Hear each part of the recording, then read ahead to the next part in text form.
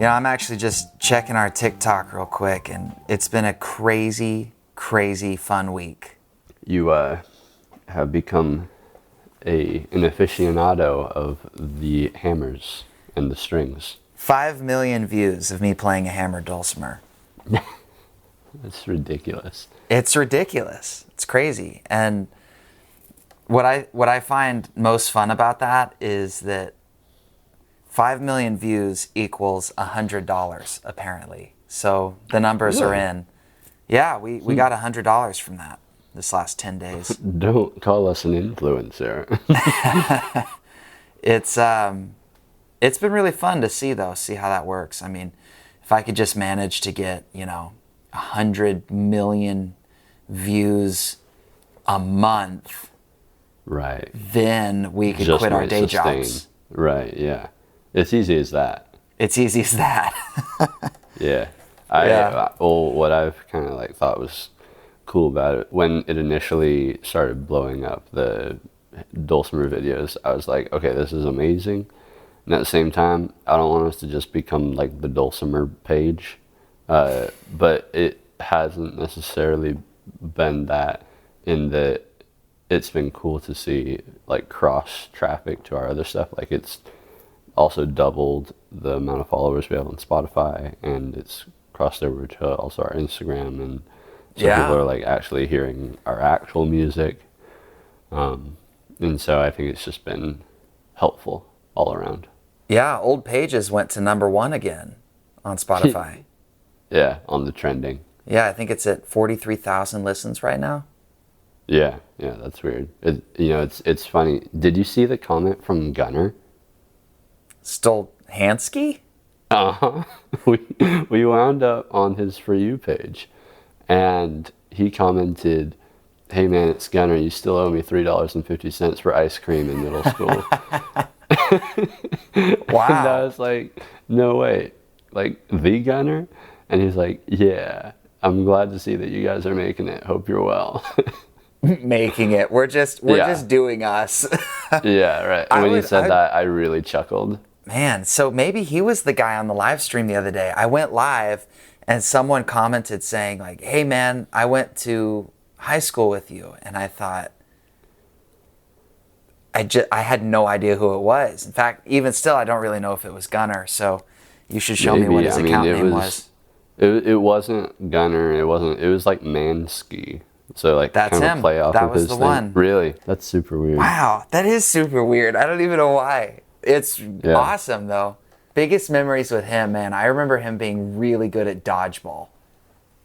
Yeah. You remember that? He was one of the ones you wanted on your team for sure. Well, he also frustrated the heck out of you because of the moves that he would do. He did. He would just like, because we played the dumb rules, which was like our PE teacher made us do. If you do a headshot, then the person who threw it is out. And so he would always just like lean his head into the ball. His duck covered his entire body with his head, and so the only thing you could hit was his head, and everyone would always get out. So frustrating. Yeah. I'm still sour about it. Yeah, it was the worst. His dad, for whatever reason, adored me. Really? Which he was not a man that was like, you wanted to get on the bad side of. Yeah, his dad scared the tar out of me. Yeah, he scared the tar out of like everybody. Pretty much everybody. But for whatever reason, he just really took a shine into me. That doesn't make any sense at all. Oh yeah, it doesn't make any sense that somebody could really like Tanner. No, yeah, I don't mean it like that. I almost do, but I don't. So this would be the third time we've tried doing an episode about money. It's just something we've really wanted to do, I guess, because it's everything we learned when we lived in Colorado. And it has really stuck with us, Mm-hmm. It's been sort of a foundation of not just practical things like getting things in order, but also a foundation of kind of confidence moving forward with whatever endeavors we decide to pursue. Yeah, it's been a total foundation.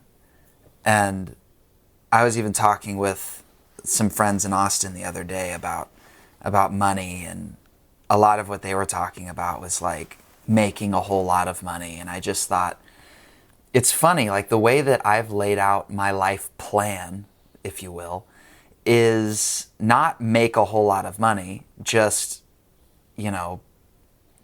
put away enough money in the right places to just be accounted for, to just end up okay.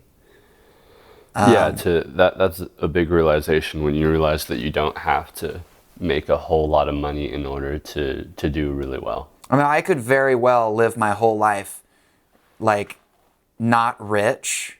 I guess compared to other people in the world, you would say I'm rich because I have a roof over my I have a roof over my head. I have a great community of people. I have food to eat.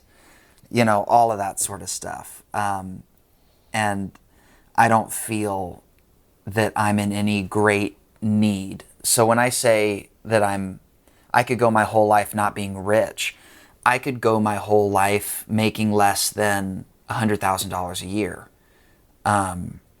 which right now I do not make $100,000 a year. If this year is a good year, it would be the most I've ever made, which is like around 50. And but I just think it's funny. Like when I talk to our friends, it's like, oh, y'all are into mutual funds. Like they're just like, they get it, but when they say it like that, I feel like they don't get it. I feel like it's not represented well enough. Because what I want to do is grab them and shake them and be like, this is the answer. Yeah. It's also a matter of like when somebody looks at you, like I think our friends do a lot of times, as you're a business owner. Not that people just like look at us and think that as their first thought, but I mean, I even remember thinking it before we started our video businesses, thinking, when I was thinking about starting it and thinking about going to Colorado with you, I was like, well, I never really thought that I would be like an entrepreneur type person.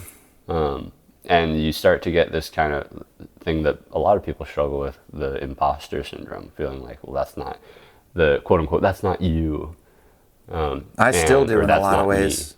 Me. Yeah, same, absolutely. And so I think that happens to people with investing, where they almost choose to not want to understand, because maybe it feels that usually the type of people that get into it may be a certain way, or maybe it's just confusing and they don't necessarily see how doable it is. Well, isn't there a funny idea that like something's maybe cheapened, like the value of something's cheapened if it's really, really simple, or if you can just really simply dumb it down and stick it into a box. So when you and I are like talking to whoever, and because I was talking to Logan, and we were talking about wanting to do music together like the good old days, and him come over here and maybe figure out like guitar and hammered dulcimer for August Rush or something that would be fun. And cool. And then somehow we got into talking about college and careers and making money, like you do. And then mutual funds come up and he went, oh, are you as big into that as Tanner is? And I was like, yes. I mean, yes, but I feel like... A big hearty yes. I feel like everyone would be if you give it a chance. And if you just kind of understood and had the basic building blocks. But I also don't understand, because like Logan's really smart, and he told me that he has a mutual fund, and so maybe you and I are just fanatics for no good reason, and other people just don't find it exciting. Like they do it, but they're like, they shrug their shoulders like, oh, whatever. Well, I think that's another thing. People do it because when people do it, a lot of them do it because they feel like that's something that they should do, and maybe don't fully understand the reality of what they're doing, and the opportunities that it can afford them hasn't ever been laid out for them. Because I mean, I know for me, I wasn't even fully on board until we've talked about it a lot. Until I read The Simple Path to Wealth, right? By oh man, what's his name? J.L. Collins. J.L. Collins, yeah.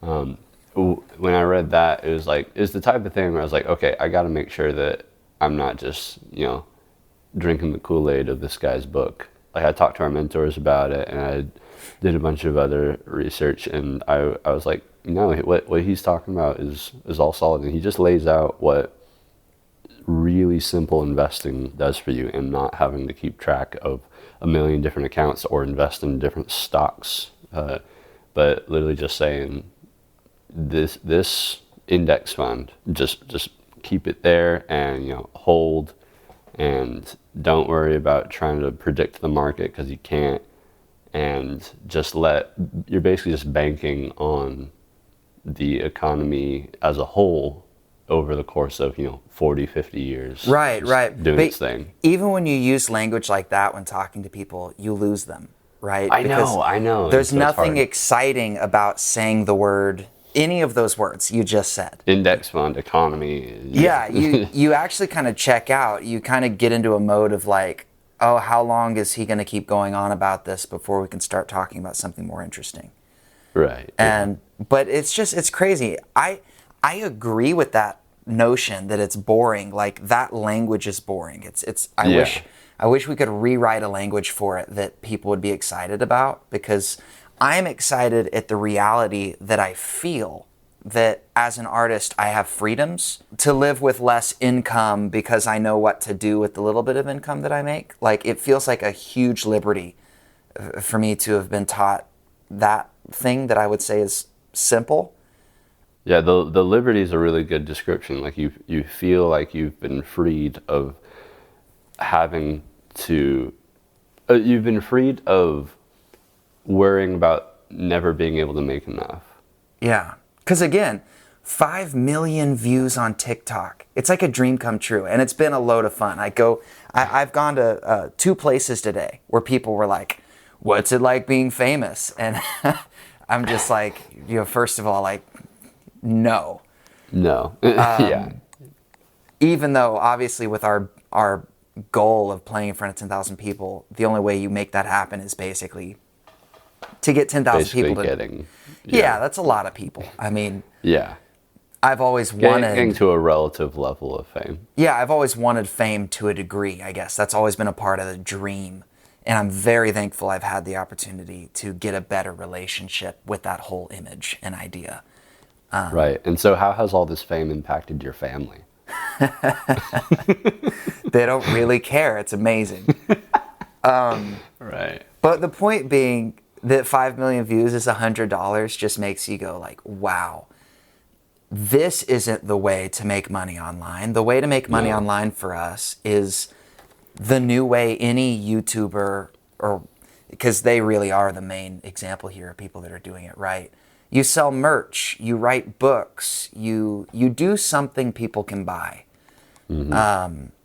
And if you're smart, you do it in a way that it's not out of obligation. You do something that is genuinely intriguing for people, and maybe even like a secret within your brand. Like back when you and I loved Olin Rogers in high school.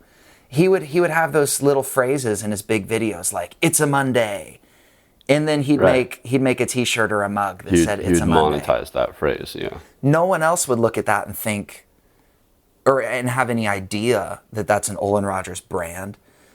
But all of his followers knew and got to wear it with pride, and it was a good-looking, shirt. Yeah, and it's the type of thing where he made a lot of super fans just by being who he was. I feel like he didn't have a lot of people that were just, passive fans, but because of how genuine and real and the connection that he actually made with people, it was amazing. Made people want to, like, I had that mindset. I was like, I actually want to go support him, and so I actively sought out stuff that I could buy from him to support him. Yeah, if Patreon was as big of a thing back then, I probably would have been one for him. Yeah.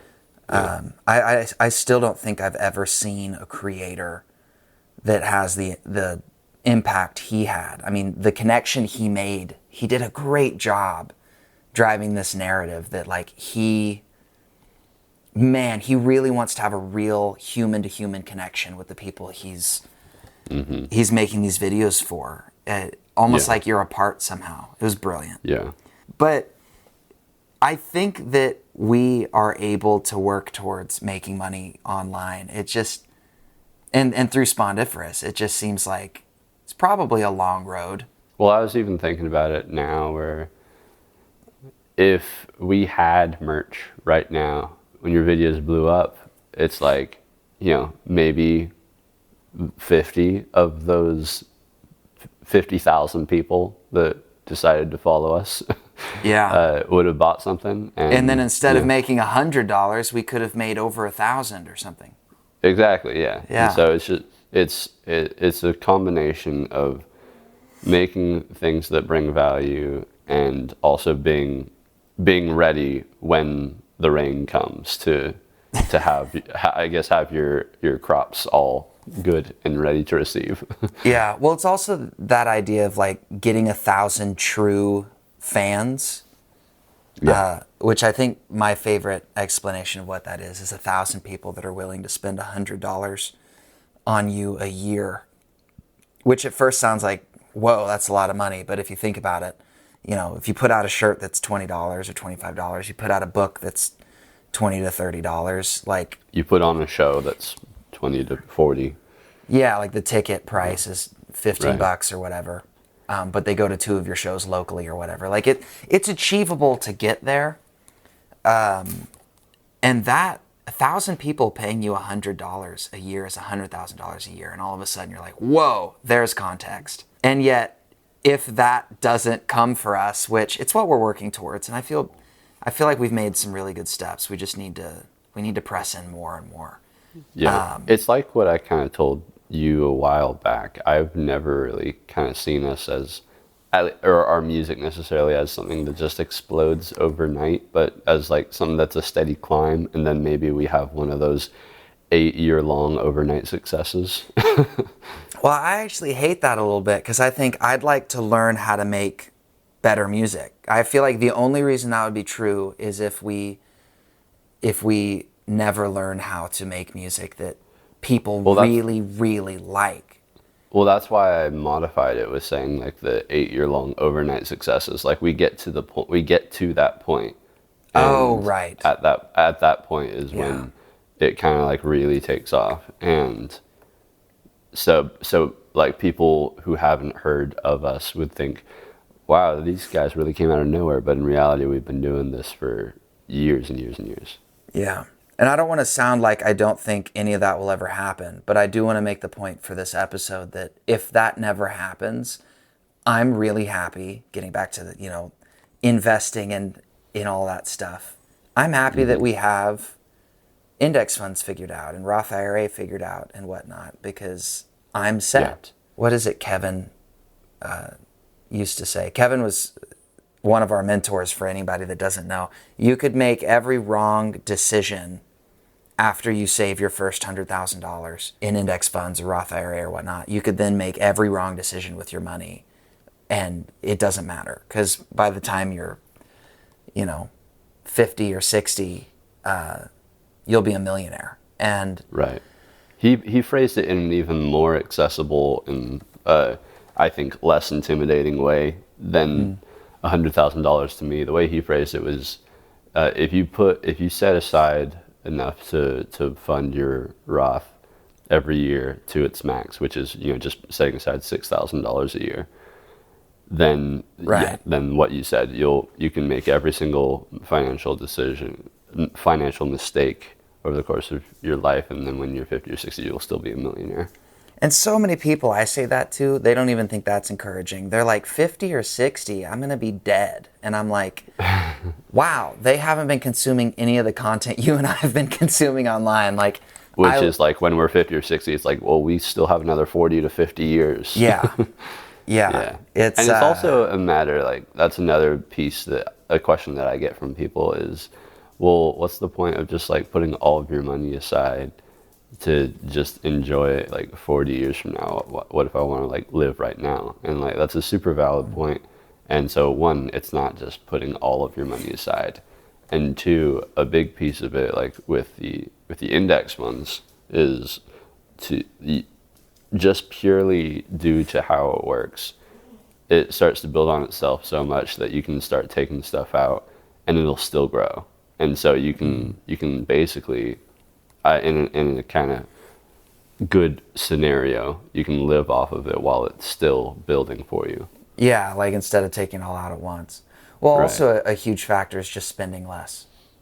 Yeah, yeah. And a huge factor to that is really knowing and committing to what you want and need, like knowing the difference between your wants and needs and being willing to say no to things that are the lesser wants. You know, like you cover everything that you need because those are things that you actually need. And then if you want, like a lot of people want to order things every day off of Amazon or whatever it is. I sure do. Just because, yeah, same. I do too. But there's a level for me, like I described it to a friend yesterday, where it's like I cringe at, for me, not for anybody else, at the thought of going and buying a new T-shirt. Like I'll legitimately need new T-shirts, and I'll just put it off for months because I don't like the idea of spending the $20 on that T-shirt. Right. And so there's that. But then at the same time, I will drop $800 on a new camera lens. So it's a matter of knowing like the really specific things that you're willing to spend and pay for. Everyone's and got their own priorities. Also being aware of things that will return on the amount that you spent, basic return on your investment. And so like the lens, it could help with like me, camera gear business. for a videographer. Yeah. You also mentioned that book, Simple Path to Wealth by J.L. Collins, and I'm trying to learn the reality that there's no like level of intensity that I can just say on a video, which is why we're doing this for a third time, because in the first two we preached the book too hard and we were a bit obnoxious. It's like the whole episode was us just trying to grab people and go, read this book, change your life. Yeah.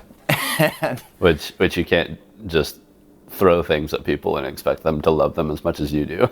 Well, exactly. I'm trying so hard to learn. I'm definitely learning that I can't just say with more intensity, like read this book, and actually see a ton of people go read it.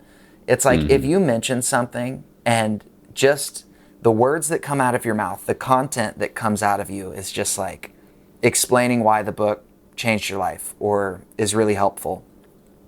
Some people are going to take that information and run with it, and some people are just going to hear it, and it's like, will you actually increase the amount of people that'll go read the book if you say it like obnoxiously like 8 times in a video and with a red face? Like, no, you might actually end up with less people that go and read it. Like, I don't know. I find that a lot of people online that have really influenced me, they aren't as preachy. I don't like the preachy people as much.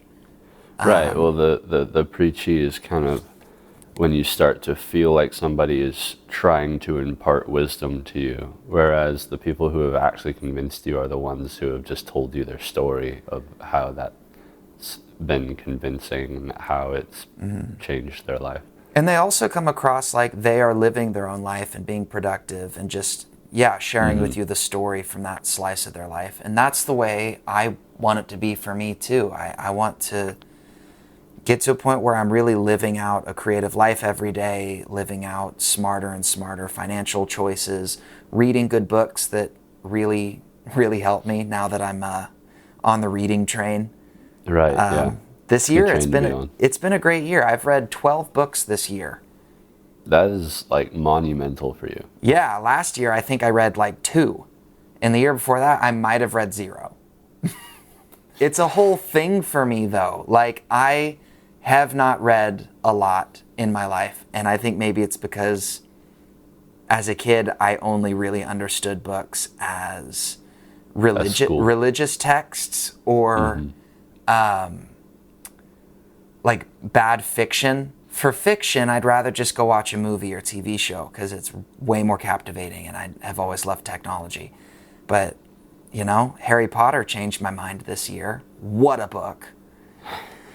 And I think I'm on the up and up. Man, are you in for it for the next 7?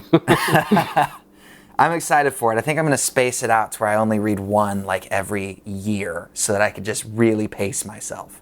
Dang. No need to burn yourself out. Tell me 8 years from now then how the series goes when you finish it. I will. If you space it out like that, you also give yourself more of a chance to reread it, I feel. To re-experience the great glory of such a good To just story. feel the way that you felt every year. But I would love to have people read that book, and I get that I'm annoying about that. Not Harry Potter, Simple Path to Wealth. Yeah. Well, that's one of the other pieces is I've done that whole process as well of trying to get people to read it and not just trying to get people to read it, but actually showing some of the fruits of having read it, where my finances were 2 years ago versus where they are now. Right. And have tried to really like just straight up convince people of how good it is. And even when doing that, it's that classic thing that you can't bring somebody if they're not willing to go. And well, yeah. so it's still just got to be there. Where were your finances 2 years ago, since you mentioned that? 2 years ago, I mean, we could phrase it as being, so that was when we were in Colorado and we were living out of our cars. And so it's not like I had a whole lot of expenses. That was when I was able to buy my first car. But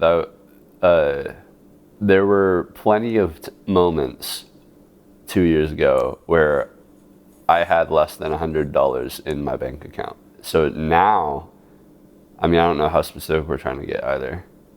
However specific you feel comfortable with.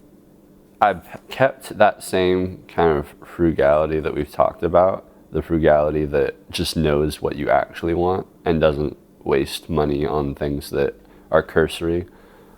And in doing so, have brought it to where I think in Vanguard I have, which is where all the investments are, it showed the other day as being like 52,000.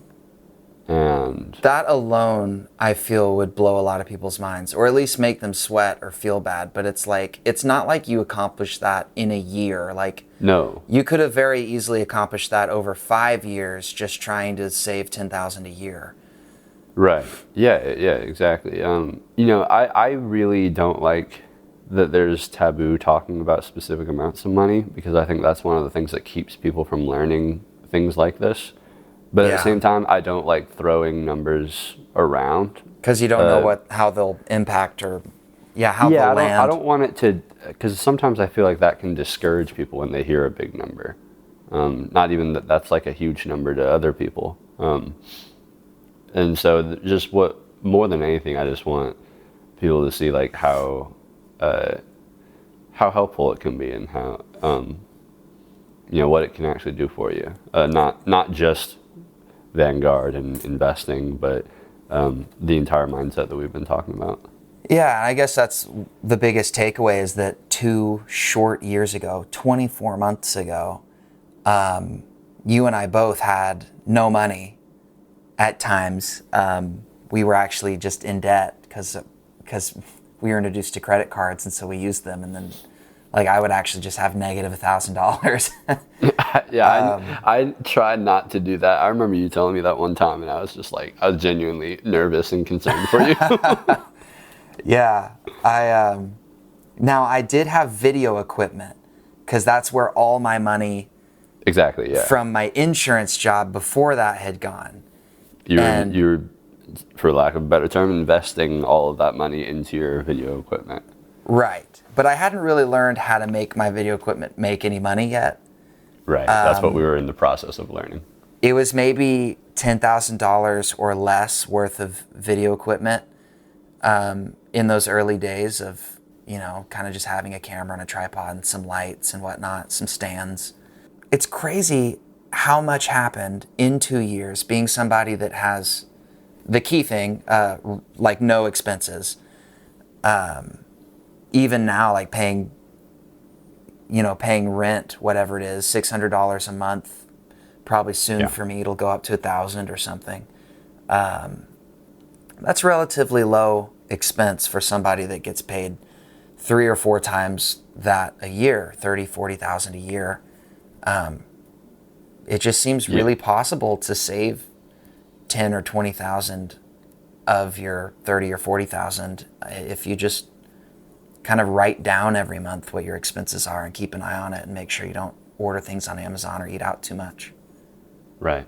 I mean, I don't feel rich. Sorry, I'm rambling at this point, but I wrote in my notes here, I had a PB&J and a banana for dinner tonight. Well, so that's the other thing, though. So that does paint a really good picture. But at the same time, you know, definitely, like, you and I both, we don't, like, just always deny ourselves. Like, no. You and I both really enjoy eating out. And so, I mean, I wasted $18 3 days ago because I was looking for hot dogs locally, and I discovered the dog house. The dog house? It's called HAUS house. Beer Garden. Beer Garden, okay, yeah. Yeah, apparently 2 hot dogs there is $18. That is not where you want to get a dog. Well, but I understood after I tried eating one of them, and I was like, I can't eat both of these. Okay. But yeah. So there was $20 down the drain in like one afternoon. Yeah. On hot dogs. Yeah, and so it's not just living a crappy life for sake of having a larger number in your bank account. Right. It's like we've been saying all along. It's just knowing what you actually want. Yeah, it's this whole process of also learning like how you want to find your happiness in life, where you want to find it, what that looks like. Yeah. I think you and I have always had a pretty good understanding that a lot of our happiness comes from community, good community. Yeah. You know, you can change your friends, and sometimes you really should. And so we've been pretty quick on our feet if we find that we're in a situation. I would say this is true for both of us. If we find we're in a situation we don't like, we just get out of it because it's not worth the energy or the time. So there's a lot we've gotten to learn, fortunately, just from like the parents that raised us or the community we were in, yada yada. Mm-hmm. A little bit of luck will go a really long way in life. I feel lucky. It really will.